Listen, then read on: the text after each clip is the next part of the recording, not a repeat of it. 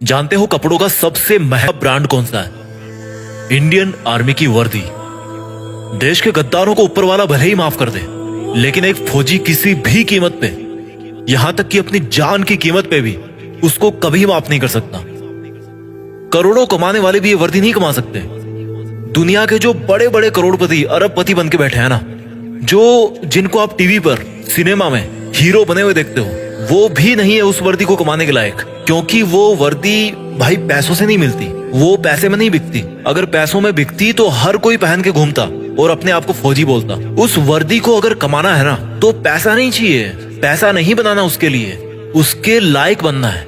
अगर उस वर्दी को कमाना है ना, तो खुद की जिंदगी, खुद की माँ की खुशी और अपने बचपन के सभी दोस्तों के साथ को कुर्बानी पे लगाना पड़ेगा। और इस कुर्बानी की हिम्मत जिसमें होती है, वही फौजी बनने के लायक होता है।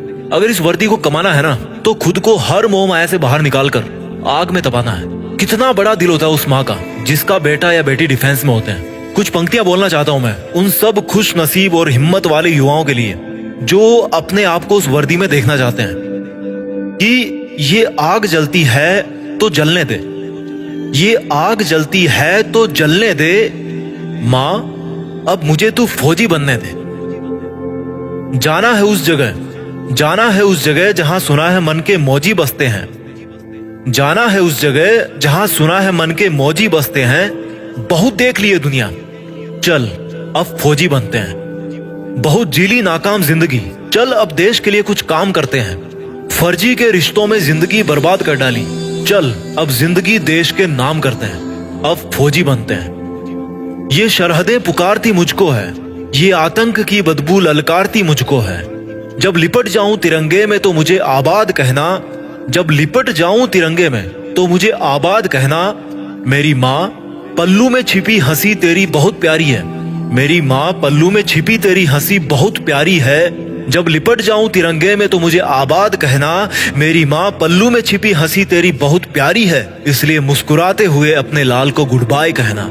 ये मोबाइल के स्टेटस देख देख के थक गया हूँ, बन जाऊं मैं भी एक दिन सबका स्टेटस, खुद के इसी वादे में बंध गया हूँ। माँ के आंचल की खुशबू तो वैसे फीकी होती नहीं कभी, पर उसमें थोड़ी सी मेरी वर्दी की खुशबू भी मिला दूं ना, तो दोनों जहां यही मिल जाएंगे मुझे।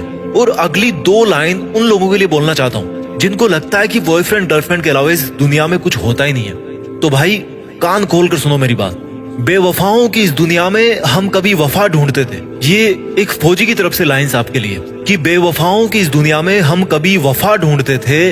बड़े नासमझ थे जो रेगिस्तान में कमल ढूंढते थे। अरे बेवफा तुम्हारे लिए हम मरने का वादा करते थे ना, अरे बेवफा तुम्हारे लिए हम मरने का वादा करते थे ना। लेकिन सुन, इस वर्दी के लिए तो बार बार पैदा होकर मरने का मन करता है। और जो युवा ये बोलते हैं ना कि मेरी तो लाइफ में यार बहुत समस्या है, मैं क्या करूं समझ नहीं आ रहा, तो उनको केवल दो लाइन में मैं समझा दूंगा कि भाई कि तुम्हारा दुख ना बहुत छोटा है, बहुत छोटा है यार। कि हमने समंदर को भी सूखते देखा है, हमने समंदर को भी सूखते देखा है, जब जब मेहंदी वाले हाथों ने मंगलसूत्र उतार के रखा है। जिंदगी में समस्या किसके पास नहीं है, पर एक वो इंसान भी है जो फौजी की वर्दी में हर समस्या का सामना करके अपना फर्ज निभाता है, लेकिन फिर भी रोता नहीं है, मुस्कुराता है। वो फौजी जो हर बार छुट्टी से वापस आते समय यही बोल के आता है कि जल्दी फिर लौट के आऊंगा।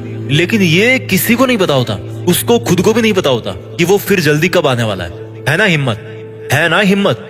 मैं जीत फिक्स के मंच से उन सभी फौजी भाइयों को सलाम करता हूँ और उन पोटेंशियल यूथ को मोटिवेट करना चाहता हूँ जो फौज में भर्ती होने का सपना अपने मन में ठान चुके हैं। क्योंकि दुनिया में देश का नाम करने का इससे बेहतर कोई दूसरा तरीका नहीं हो सकता।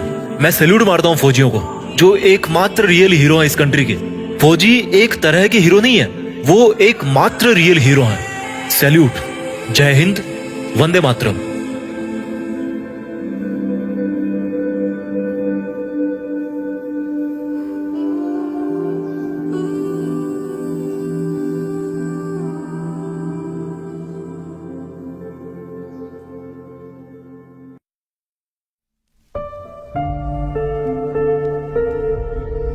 जीत फिक्स।